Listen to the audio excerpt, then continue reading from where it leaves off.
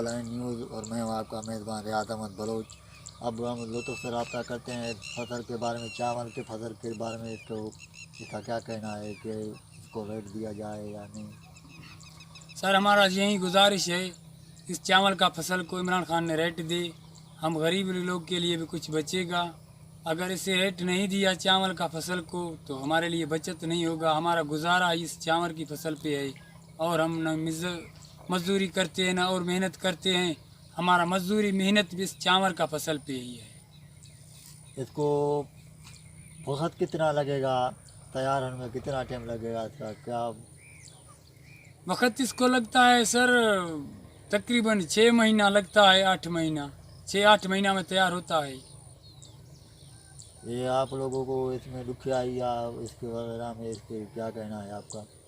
ये बहुत सी ये ऐसा फसल है न, इस पे मेहनत इतना होता है, छोटे बच्चे की तरह इसे हम पालते हैं, जी। इतना इसका मेहनत है।